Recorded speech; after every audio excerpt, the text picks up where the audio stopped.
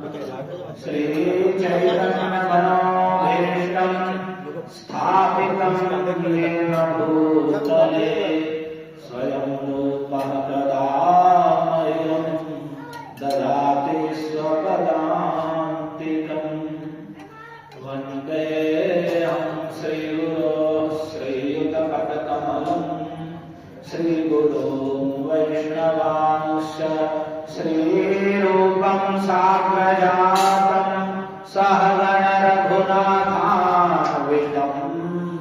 तं सजीवं साद्वैतं सावधूतं परिजनसहितं कृष्ण चैतन्यदेवं श्रीराधा कृष्णपादान् सहगण ललिता श्रीविशाखान्वितांश्च हे कृष्ण करुणा सिन्धो दीनबन्धो जगत्पते गोपेश गोपिकान्त राधाकान्त नमोऽस्तुते तप्त काञ्चन गौराङ्गी राधे वृन्दावनेश्वरी वृषभानुसुते देवी प्रणमामि हरिप्रिये नमो महावदान्याय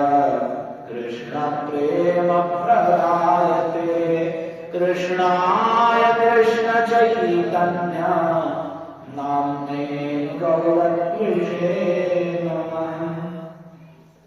जय श्री कृष्ण चैतन्य प्रभु नित्यानंद श्री अद्वैत गदाधर श्रीवासादि गौर भक्तवृंद हरे कृष्णा कृष्णा कृष्णा हरे हरे हरे राम राम राम हरे हरे। ओम नमो भगवते वासुदेवाय वासुदेवाय ओम नमो भगवते वासुदेवाय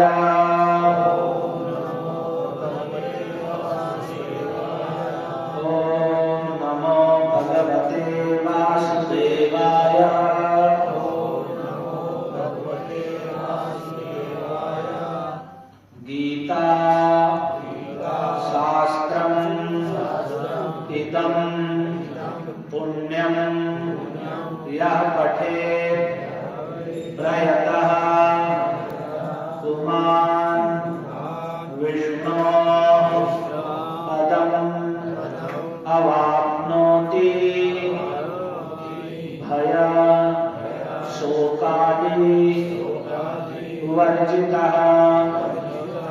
गीता शास्त्रमिदं पुण्यम्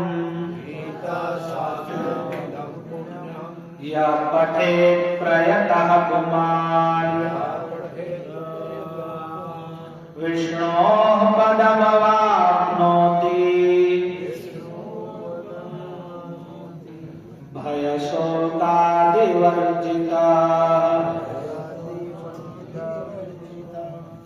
हरे कृष्ण। आप सभी का स्वागत है रविवार के साप्ताहिक कृष्ण संकीर्तन यज्ञ में।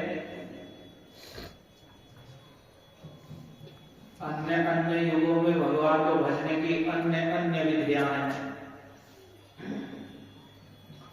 कृते यद ध्यायतो विष्णुं त्रेतायाम यजतो मखैः द्वापरे परिचर्यायां कलौ तद्धरि कीर्तना। कृत युग में यानी सत्य युग में ध्यायतो विष्णु भगवान विष्णु श्री कृष्ण का ध्यान किया जाता था। ध्यान के द्वारा भगवान की आराधना होती थी। और त्रेतायाम यजतो मखई, और त्रेता युग में बड़े बड़े अश्वमेध आदि यज्ञों के द्वारा भगवान की आराधना की विधि। और द्वापरे परिचर्यायाम, और द्वापर युग में परिचर्या के द्वारा अर्चन मार्ग के उच्चतर सिद्धांतों के द्वारा भगवान की मंदिर आदि निर्माण करके महाराजोचित महाराजा की भांति सेवा पूजा करना। तो जो और कलम तक हरि कीर्तना, और कलयुग में वही भगवान की आराधना की विधि है हरि कीर्तन। भगवान श्री हरि के नामों का, उनके रूप गुण लीला का कीर्तन करना, संकीर्तन करना, यही कलयुग में भगवान की आराधना की प्रामाणिक और शास्त्रीय विधि है। जो सत्ययुग में ध्यान करने से जो फल लाभ है, जो त्रेता युग में बड़े बड़े यज्ञों को करने से जो फल मिलता है, द्वापरे परिचर्यायाम, द्वापर युग में परिचर्या आदि के द्वारा जो फल उदित होता है, कलौ तत् हरि कीर्तना, कलयुग में वही सारा का सारा फल भगवान हरि के संकीर्तन से लाभ होता है। हरे कृष्णा कृष्णा कृष्णा हरे हरे, हरे राम राम राम हरे हरे। तो हम सभी उसी, ये जो आप यहाँ संकीर्तन यज्ञ में आए हैं, ये वही संकीर्तन यज्ञ है कलयुग में जिसके द्वारा भगवान की प्राप्ति और भगवान की प्रसन्नता होती है। यही कलयुग में भगवान को भजने की विधि है, जो शास्त्रों के द्वारा अनुमोदित है और स्वयं श्री भगवान ने बताई है। तो यदि हम इस प्रकार से आराधना कर रहे हैं भगवान के नाम के संकीर्तन के द्वारा और उनकी गुण कथा के श्रवण कीर्तन के द्वारा, तो सहज ही हम कलयुग के दोषों से दूर रह सकते हैं। जितने भी कलयुग में दोष उत्पन्न हो रहे हैं समाज में, हमारे मन में, शरीर में, बुद्धि में, उन सारे दोषों से हम सहज ही बड़ी सरलता से दूर रह सकते हैं, बच सकते हैं, यदि हम इस संकीर्तन यज्ञ को हृदय से सही रूप में, दम्भ दिखावे के लिए या मनोरंजन के लिए नहीं, हृदय से वास्तव में इसे स्वीकार करें, विश्वास पूर्वक हरिनाम हरे कृष्ण महामंत्र का जप करें, संकीर्तन करें और भगवद गीता भागवत जैसे ग्रंथ होगा इस प्रकार से श्रवण करें और स्वयं पढ़ें। तो हम इतना करने से सहज ही सरलता से कलयुग के सारे दोषों से और अपने सारे दुख क्लेशों से सदा के लिए दूर रह सकते हैं। ये भगवान को भजने के लिए। और हम इन्हीं चीजों के लिए उन सब व्यर्थ की, या तो कुछ लोग ऐसे हैं जो आज भी सोचते हैं कि ध्यान करेंगे, योग करेंगे, प्राणायाम करके जीत लेंगे, मन को जीत लेंगे, इंद्रियों को जीत लेंगे, लेकिन वे सब विधियां ऋषियों के द्वारा वर्णित होने पर भी कलयुग में प्रभावशाली नहीं है और ना ही वे नित्य विधि है। उनका तो एकमात्र उद्देश्य है कि उन सब के द्वारा व्यक्ति धीरे धीरे भगवान की भक्ति की ओर अग्रसर हो। परंतु आज भी कितने लोग उन्हीं चीजों में रहते हैं और दूसरे लोग वे कलयुग के द्वारा मोहित होकर के नए नए प्रकार के देवी देवता, नई नई पूजा, नए नए प्रकार के टोने टोटके, झाड़ फूंक, ये मंत्र वो मंत्र, ये गुरुजी वो गुरुजी, इन सब के चक्कर में पड़ के वे वैसे कलयुग के काल में या कलयुग के और प्रभाव में और बह जाते हैं। तो वे लोग जो ऐसे नए नए गुरु और नए नए मंत्र, नई नई पूजा और नए नए भगवान के रूप और नई नई भगवान की धारणाएं, इन सब में व्यस्त रहते हैं। इसलिए लोग लालच में तो सोचते हैं हम कुछ कर देंगे, सुन लेते हैं टीवी पे देख कर, अरे मुझे वहां से ऐसा लाभ हो गया, वो टीवी पे देख देख के लग जाते हैं लाइन में। हाँ ये बता देंगे, निर्मल बाबा बता देंगे कि हाँ क्या करना है, पूरी कचौड़ी खा लीजिए, ऐसे सही हो जाएगा, वो हो जाएगा। तो एक सब व्यर्थ के ढोंग ढकोसलों में पड़े रहते हैं। और यदि सहज ही में कितना सरल है भगवान और कितना आनंददायक है, कोई कष्ट नहीं, कोई क्लेश नहीं। करताल मृदंग की ध्वनि के साथ भगवान के नामों का, उनकी लीला आदि का मधुर स्वर में संकीर्तन करना, फिर पीछे से दोहराना, ये सहज ही मन और इंद्रियों को आनंदित और उत्सव में रखने वाला है। और ऐसा करने से सहज ही व्यक्ति कलयुग के दोषों से बच सकता है। विषण्ण चित्तान कलिघोर वीतान संवीक्ष गौरव हरिनाम मंत्रम स्वयं गदौ भक्त जनान समादिशत संकीर्तयध्वम मनुनृत्य वाक्यैः। इस घोर कलयुग से भयभीत लोगों को, जो इस कलयुग में और कलयुग से उत्पन्न दोषों से सदा भय में, दुख में पड़े हुए हैं और सदा खिन्न हैं, विषण्ण चित्त।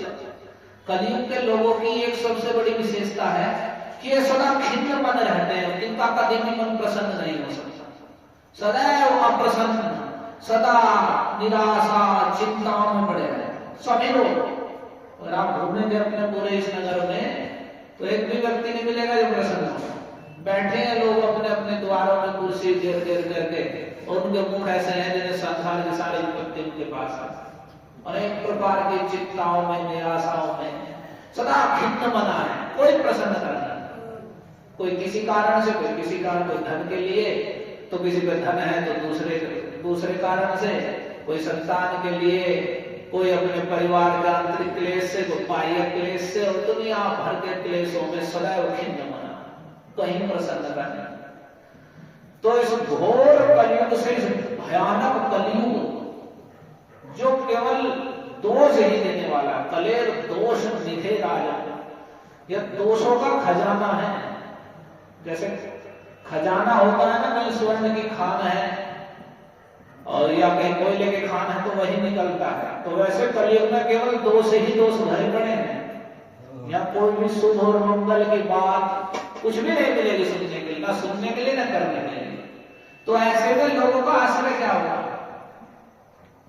अभी एक वक्त चर्चा कर रहे थे कि जहां तहां लोग आत्महत्या कर ले रहे हैं, कोई जल के मर जा रहा है, कोई फांसी खा के मर जा रहा है, कोई कैसे मर जा रहा है, जीवन में बस कुछ अहित या अप्रिय घटना घटी या अपना अप्रिय हुआ तो ना उनकी सहनशीलता है और सीधे उन्हें एक ही मार्ग दिखाया गया, आत्महत्या करने। तो ये इसका मुख्य कारण क्या है? क्योंकि जीवन में संसार है और कलयुग दोषों से भरा पड़ा है और क्लेश ही क्लेश भरे पड़े हैं। तो क्लेशों से दूर होने का उपाय है भगवान के चरण कमल की शरण ग्रहण करना। भजम हो मन श्री नंद नंदन अभय चरण अरविंद रे।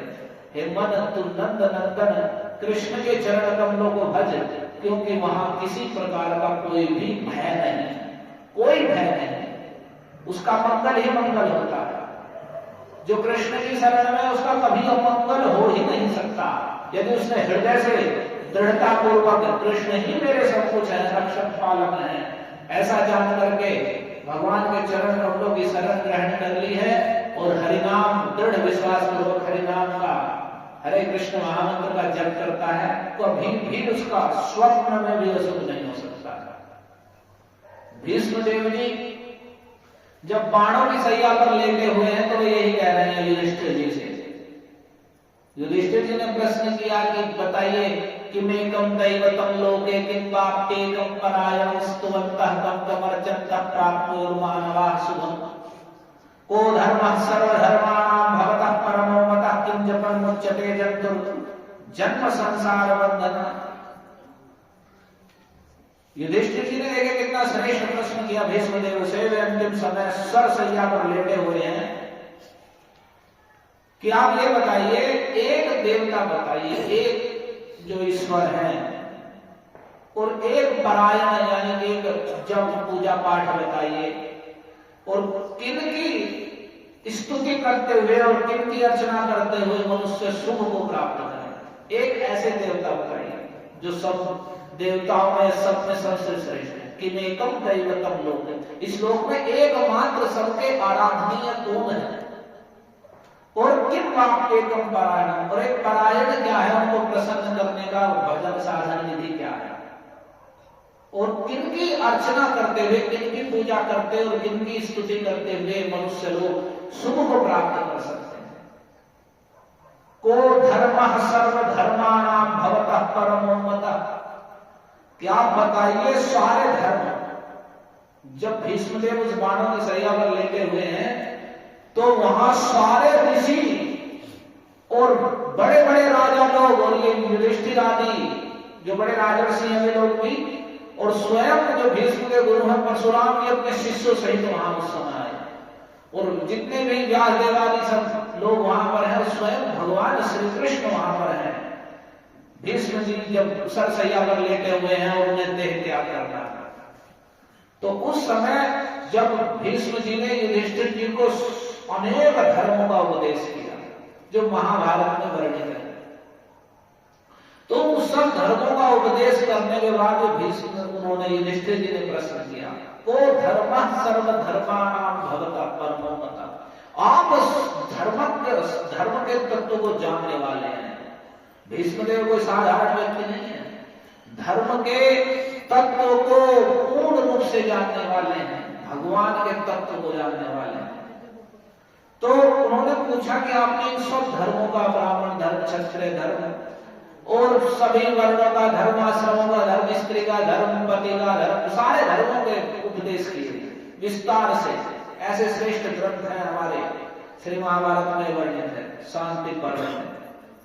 तो उनसे हम सहज ही अपने कर्तव्यों को और जीवन में सुखी होने की विधि को जान सकते हैं, लेकिन ना तो हम पढ़ते हैं और सुनने को लिए भी हमें भी नहीं मिल पाते हैं। तो यहाँ युधिष्ठिर जी के प्रश्न करने पर उन्होंने कह दिया कि आप बताइए सारे धर्मों में सबसे बड़ा धर्म क्या है?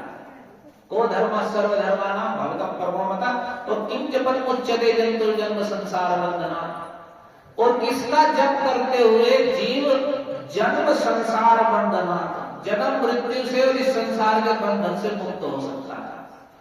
ध्यान से सुनिए इस बात को। हरे कृष्णा कृष्णा कृष्णा हरे हरे, हरे राम राम राम। उन्होंने कहा कि एक बताइए जो सबसे आराधनीय देव है,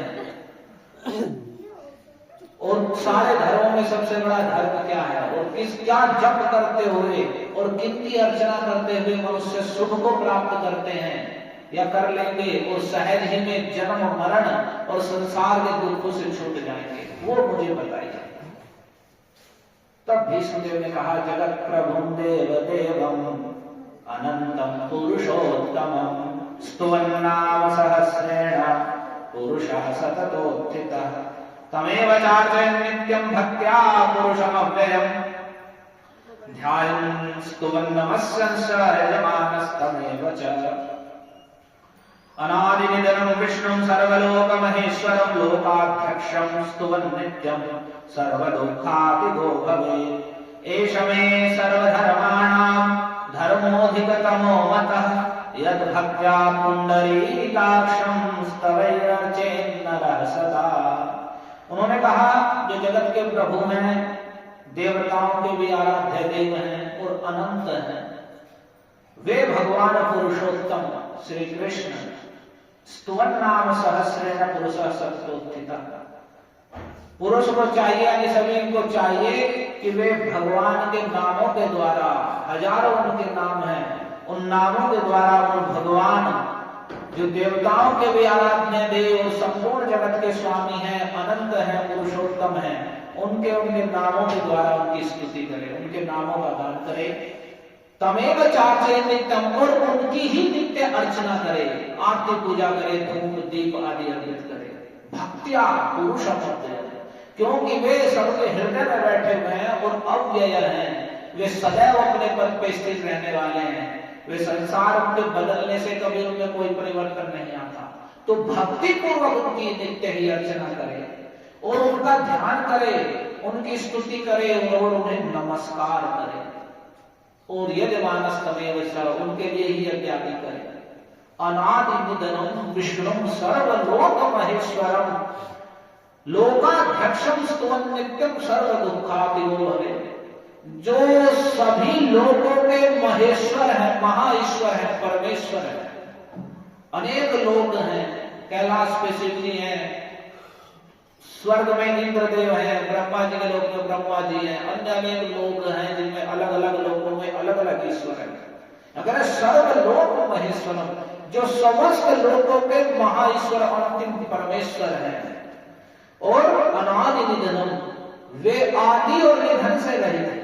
अर्थात भगवान ऐसे नहीं है किसी समय भगवान हुए और फिर वे किसी समय नष्ट हो जाएंगे, जैसा कि हम यहाँ देखते हैं। तो कह रहे अनादि निधन, ना तो उनका आदि है और ना उनका निधन है, आदि और अंत से रहित है। वे विष्णु श्री कृष्ण लोकाध्यक्षम, संपूर्ण लोक के अध्यक्ष हैं। सब पर वे ही अपना अध्यक्ष यानी दृष्टि रखते हैं। सब प्रत्येक वस्तु के साक्षी हैं। हर वस्तु, हर क्रिया, हर व्यक्ति उनके नेत्रों के सामने है। संपूर्ण जगत के अध्यक्ष हैं। और स्तुवन नित्यम, जो नित्य ही इनकी स्तुति करता है, उनके नामों का कीर्तन करते हुए, तो सर्व दुखादिको भवे, तो वह सारे दुखों को पार कर जाता है। सारे दुखों को, ये छोटे मोटे दुख नहीं हमारे खाने पीने के और घर में छोटे मोटे वाद विवाद, संसार जन्म मरण और अनेक प्रकार के कर्म फल हैं हमारे, जो हमें अगर हरिनाम से हम विमुख रहेंगे तो हमें अनेक जन्मों तक भोगने पड़ेंगे, कभी नष्ट नहीं होंगे। वे ऐसे भगवान परमेश्वर हैं, उन्होंने कहा है भगवद गीता में कि जो मेरी शरण पूर्ण रूप से ग्रहण कर लेते हैं तो मैं उनके सारे कर्म फलों को नष्ट कर देता हूं। ये कृष्ण में सामर्थ्य है, कृष्ण नाम में सामर्थ्य है। तो जो भगवान परमेश्वर विष्णु श्री कृष्ण जो आदि और अंत से रहित हैं और संपूर्ण लोगों के महेश्वर हैं, उनकी जो नित्य स्तुति करता है उनके नाम कीर्तन आदि के द्वारा, वह सारे दुखों को पार कर जाता है। ये समय सर्वधर्मानां धर्मोऽधिकतमो मतः, सारे धर्मों में यही अधिकतम सर्वोत्तम धर्म है। ये भीष्म जी ने बताया। जितने भी धर्म हैं, जैसे एक भक्त यहाँ कह रहे थे कि भाई मुझे घर पे काम रहता है, मुझे और भी बहुत से काम रहते हैं भाई, और भी माता पिता की सेवा आती, इसलिए मैं कथा कीर्तन में नहीं बैठ पाता हूँ। तो उनसे यही बात है कि क्या भगवान की कथा से बढ़कर वो धर्म हो गया कि मैं घर में कुछ सेवा कर लेता हूँ। जब कथा का समय है, कीर्तन का समय, तो उस समय तो हमें या तो उस कार्य को पहले करना चाहिए या बाद में करना चाहिए। कोई भी ऐसा धर्म या कोई भी संसारिक सेवा पूजा इससे बढ़कर नहीं है भगवान के संकीर्तन से और कृष्ण कथा से। सारे काम छोड़कर, लाखों करोड़ों काम छोड़कर हरि स्मरण, भगवान हरि का स्मरण करना चाहिए, उनके विषय में श्रवण और कीर्तन करना चाहिए। तो ये सर्वा धर्मानां धर्मोऽधिकतमो मतः, कहाँ कह रहे हैं भीष्मदेव? वहां सारे ऋषि लोग हैं, पांचों पांडव स्वयं भगवान श्री कृष्ण वहीं पर हैं, उनके सामने ये कह रहे हैं कि इनकी आराधना, यही सारे धर्मों में अधिकतम सर्वोत्तम धर्म है कि व्यक्ति यद भक्त्या पुंडरीकाक्षं स्तवैरर्चेत नरः सदा, कि सदा ही चाहिए नर को, सभी मनुष्यों को, कि वे भक्ति पूर्वक भगवान पुंडरीकाक्ष, पुंडरीकाक्ष कहते हैं, पुंडरीक का अर्थ है कमल और अक्ष का मतलब नेत्र, कमल नयन भगवान श्री कृष्ण को भक्ति पूर्वक उनकी स्तुति करे, उनका संकीर्तन करे सदा सदा के लिए। यही सारे धर्मों में सर्वोत्तम धर्म, इससे बढ़कर वो कोई धर्म नहीं है। तो भगवान का संकीर्तन, जो ऐसा करता करे सर्व दुखादिको भवे, वह सारे दुखों को पार कर जाता है। हरे कृष्णा कृष्णा कृष्णा हरे हरे, हरे राम राम राम हरे। तो फिर अंत में उन्होंने भगवान के हजारों नाम सुनाए उन्हें, और नाम सुनाने के बाद उन्होंने कहा कि दुर्गान्यतितरत्यासु पुरुषः पुरुषोत्तमं स्तुवन् नाम सहस्रेण नित्यं भक्ति समन्वितः, कि जो भक्ति से युक्त होकर नित्य ही भगवान के नामों का कीर्तन करता है, वह सारे दुर्गों को, यानी सारे कष्ट को, सारे क्लेशों को, सारी बाधाओं को शीघ्र ही पार कर जाता है। शीघ्र ही दुर्गान्यतितरत्यासु, आसु यानी शीघ्र ही, वह जितने भी बाधाएं हैं, दुख है, क्लेश हैं, उन सब को पार कर जाता है। और फिर अंत में जो भक्ति से युक्त होकर नित्य ही भगवान के नामों के द्वारा भगवान की स्तुति करता है, भगवान के नामों का संकीर्तन करता है। और फिर कह रहे हैं न वासुदेव भक्तानां अशुभं विद्यते क्वचित्, हे युधिष्ठिर, भगवान वासुदेव के भक्तों का कभी भी क्वचित, यानी कभी भी, किसी समय में, किसी स्थान पर, किसी काल में कभी भी अशुभ हो ही नहीं सकता। न वासुदेव भक्तानां अशुभम विद्यते क्वचित, कभी भी उनका अशुभ नहीं हो सकता है। जो भगवान वासुदेव के भक्त हैं, जिन्होंने अपने आप को उनके चरण कमलों में समर्पित कर दिया है और पाप आचरण को छोड़ के सदैव भगवान के नाम संकीर्तन, उनके अर्चन पूजन, उनको नमस्कार करना और उनके विषय में श्रवण करना, गीता भागवत आदि को पढ़ना श्रवण करना, इस प्रकार से जो इस परम धर्म को से युक्त है भगवान वासुदेव का भक्त, उसका कभी भी किसी काल में, किसी स्थान पर या किसी भी परिस्थिति में कभी उसका अशुभ हो ही नहीं सकता। जन्म मृत्यु जरा व्याधि भयं न योग जाए, ये तो छोड़ो संसारिक सुख, उन्हें जन्म का पुनः पुनः जन्म लेना, मरना, बुढ़ापा और रोग आदि का भय भी उन्हें नहीं रहता है। जन्म मृत्यु जरा व्याधि का भी भय उन्हें नहीं रहता है जो भगवान वासुदेव के भक्त हैं। और ये वास्तव में है, जो वास्तव में भक्त है वे नित्य प्रति सुबह में उठते हैं, 4 बजे उठेंगे, स्नान करेंगे, स्वच्छ वस्त्र धारण करेंगे, भगवान की आरती पूजा करेंगे, भगवान के नाम का जप संकीर्तन करेंगे, पाप कर्मों से दूर रहेंगे। तो जब इस प्रकार से पवित्र जीवन जिएंगे तो उनके पास रोग दुख पीड़ा सहज ही नहीं है।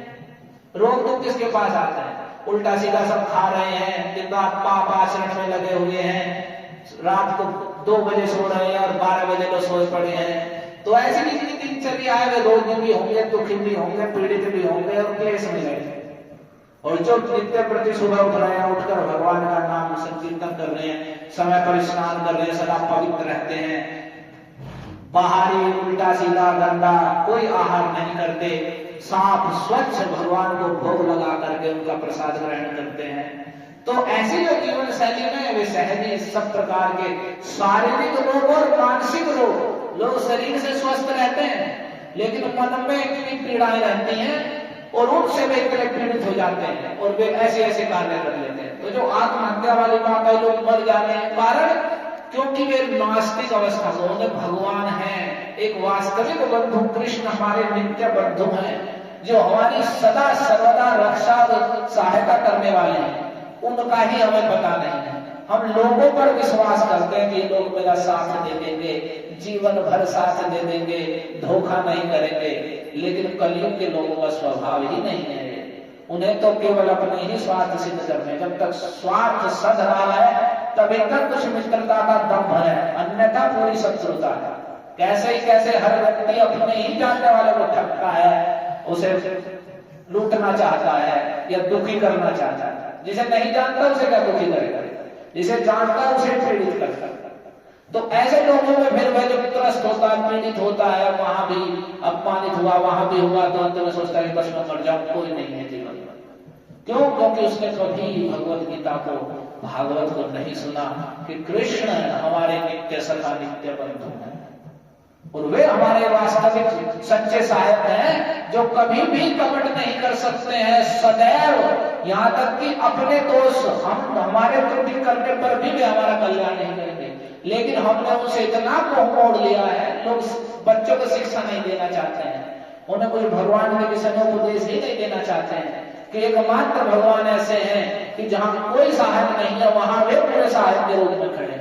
द्रौपदी च परित्राणाय न कौरव कस्मला, ये कथाएं सुनने से भगवान पर विश्वास होता है कि कौरवों की सभा में जिस द्रौपदी के विश्वविख्यात बड़े बड़े वीर पति हैं, 5 पति हैं उसके, भीमसेन जैसे, अर्जुन जैसे, युधिष्ठिर जैसे, और उनके रहते हुए भी द्रौपदी को वहां भरी सभा में निर्वस्त्र करने का प्रयास किया जा रहा है। वो जो कि एक बड़े कुल की महारानी है, तो वहां किसी के भी सहायता नहीं कोई कर सकता, लेकिन उस समय भगवान ने वहां द्रौपदी की सहायता की। भरी सभा द्रौपदी पुकारी, पट में लिपट गए बनवारी।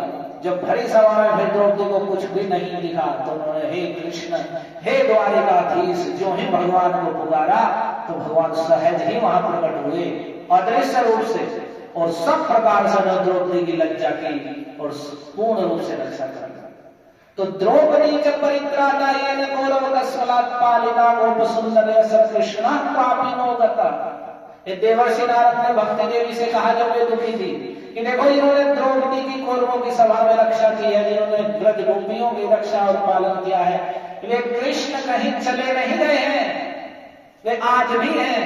श्री कृष्ण चरणा भोज स्मरण दुखम विनश्यति। तुम श्री कृष्ण के चरण कमलों का स्मरण करो, उनके स्मरण मात्र से सारे दुख नष्ट हो जाते हैं। हरे कृष्णा कृष्णा कृष्णा हरे हरे, हरे राम राम राम हरे हरे। तो जब हम दुखों में हैं तो भगवान हमारे वास्तविक सहायक है। सुनी भी मैंने निर्बल के बलराम, तो जो निर्बल है कुछ भी नहीं है, उसके सहायक है राम, वे सब समय उनकी सहायता करने वाले हैं। तो उन भगवान से हम अपने वास्तविक सहायक मित्र बंधु अपने सच्चे हितैषी से इतने दूर हो जाते हैं और लोगों से चाहते हैं कि वे हित कर देंगे हमारा, जो स्वयं सदैव एक दूसरे का अहित करने में लगे। तो जब हम उन्हें हृदय में धारण करेंगे तो हमारे जीवन में कभी ऐसी परिस्थिति नहीं आएगी। बड़े बड़े दुख भी आएंगे, जैसे पांडवों पर कितने बड़े दुख आए, लेकिन वे भगवान के शरण में रहने के कारण, जैसे इन्होंने कहा ना कि वो व्यक्ति जो कृष्ण की शरण में है वह बड़े बड़ी बाधाओं को सहज ही शीघ्र ही पार कर जाता है। तो सहज ही हम उन सभी बाधाओं दुख क्लेश को पार कर जाएंगे जब हम दृढ़ता पूर्वक कृष्ण के चरण कमलों की शरण ग्रहण करेंगे और निरंतर दृढ़ विश्वास से हरिनाम का जप करेंगे। तो जब महाप्रभु ने कहा विशंख चित्तान कलि घोर भीतान सापेक्ष गौरव हरिनाम मंत्र, तो कृष्ण ही गौरांग रूप में श्री कृष्ण चैतन्य के रूप में आए, तो उन्होंने देखा कि कलियुग में लोग इस भयानक कली से सदा भयभीत हैं और सदा खिन्न मन वाले हैं, उनका मन उनका चित्त कभी प्रसन्न नहीं होता, सदैव दुखी रहते हैं। तो सापेक्ष गौरव हरिनाम मंत्र, इस बात को भगवान गोद हरि ने भली भांति देखा कलियुग के लोगों की ऐसी दशा, तो उन्होंने हरिनाम मंत्र स्वयं ददौ, उन्होंने स्वयं ही आकर के कृष्ण ने ही गौरांग रूप में आकर के इस हरिनाम महामंत्र को प्रदान किया। हरे कृष्ण कृष्ण कृष्ण हरे हरे, हरे राम राम राम। स्वयं ददौ भक्त जनान समाधि सत, और अपने जितने भी भक्त थे उन सबको आदेश दिया, क्या संकीर्तयध्वं ननु नृत्य वाद्यैः, तुम वाद्य और नृत्य के द्वारा इस हरिनाम महामंत्र का संकीर्तन करो। यानी इस हरिनाम महामंत्र का संकीर्तन करोगे, नृत्य करते हुए, नाचते हुए, मृदंग ढोलक आदि बजाते हुए, तो ये जितना भी जो चित्त का खिन्नता है, सदैव अप्रसन्नता है, वह सब नष्ट हो जाएगी। सदैव चित्त हृदय सदा के लिए प्रसन्न हो जाएगा और जो भय देने वाला कलयुग है वह सदा के लिए दूर भाग जाएगा। सारे दोष और कलयुग का प्रभाव वहीं नष्ट हो जाएगा जब हम भगवान के नाम का हरि नाम महामंत्र का संकीर्तन करेंगे। तो स्वयं भगवान ने कलयुग के लोगों को दुखी देखकर यह हरिनाम महामंत्र प्रदान किया है और भक्तों को आदेश दिया है कि तुम इसका नृत्य और वाद्य यंत्रों के साथ में मिलकर इसका संकीर्तन करो और सब प्रकार से प्रसन्नता लाभ करो। इहा हत्य सर्व सिद्धि हरि सवार, सर्व सिद्धि हो जाएगी ऐसे ही करने से। सर्व सिद्धि जो कुछ हमें आवश्यक है और भगवान के चरण कमलों की प्राप्ति, कृष्ण प्रेम, सब कुछ इस हरिनाम महामंत्र से सिद्धि होगी। और सर्वक्षण फलित विधि नानियार, और इसकी सहज ही विधि है कि सब समय हम इसे अपने जिह्वा से इसका उच्चारण करें, बोलें, सब समय बोलें। यही इसकी एक विधि है। हम कुछ कार्य कर रहे हो, घर में चाहे रोटी सेक रहे हो, कि झाड़ू मार रहे हो, कि खेत में काम कर रहे हो, कि घेर में काम कर रहे हो, सब जगह हम भगवान के नाम का मुख से बोल सकते हैं, संकीर्तन कर सकते हैं। वो मुंह से तो बोलना, हाथों से कार्य तो करते हैं। और ऐसा करके हम सर्व सिद्धि, सब प्रकार से भौतिक और आध्यात्मिक और भगवान के चरण कमलों की प्राप्ति सब कुछ सहज लाभ कर सकते हैं। हरे कृष्णा कृष्ण कृष्ण हरे हरे, हरे राम राम राम। तो भक्ति पूर्वक भगवान के नामों का संकीर्तन करना ही सर्वधर्मोधिकतमो मतः, सारे धर्मों में सर्वोत्तम धर्म है। और जो भगवान वासुदेव के भक्त हैं उनका कभी भी अशुभ नहीं हो सकता। तो इन बातों को अपने हृदय में धारण कीजिए और भगवान के चरण कमलों की दृढ़ता पूर्वक शरण ग्रहण कीजिए और दृढ़ विश्वास पूर्वक हरिनाम का जप कीजिए। और ये जैसे पहले कार्तिक का महीना था, अब ये मार्गशीर्ष का महीना चल जाएगा। और मार्गशीर्ष का महीना उत्तम महीनों में से एक है। इसी महीने में जो दूसरी एकादशी आएगी, मोक्षदा एकादशी, उसी दिन भगवान ने भगवत गीता का प्रवचन किया है। भगवत गीता को कुरुक्षेत्र में अर्जुन को उपदेश दिया है। तो इस महीने में भगवत गीता पढ़ने का बड़ा महत्व है। तो इस महीने में जो भगवत गीता पढ़ता है वो सहज ही भगवान की कृपा को लाभ करता है। तो आप सभी के घर ये भगवत गीता होगी, तो इसे भगवत गीता केवल रखने के लिए नहीं होती कि घर में भगवत गीता रख दी है बस आरती घुमा दे। भगवत गीता की सेवा पढ़ने से, और आजकल सब पढ़े लिखे, लेकिन वो पढ़े लिखे भी मूर्ख ही है। वे पढ़ना लिखना आगे पर भी लोग पाखंड में पढ़ गए। भगवान ने उपदेश दिया भगवत गीता का, हमारे पास है, उसे तो हम सुनते नहीं है, और जहां तहां टीवी में और मोबाइल में क्या कर सकते रहते हैं और भटकते रहते हैं। तो भगवान ने भगवत गीता का उपदेश दिया है सहज है, और जब हम भगवत गीता पढ़ेंगे तो हमारे सारे संशय दूर होंगे और सहज ही भगवान के स्वरूप का हमें ज्ञान होगा, और भगवान से हमारा क्या नित्य संबंध है उसे हम जानेंगे और भगवान के चरणों में भक्ति को प्राप्त करेंगे। तो इस महीने में विशेषकर हमें भगवत गीता पढ़नी चाहिए। हरे कृष्णा कृष्णा कृष्णा कृष्णा हरे हरे।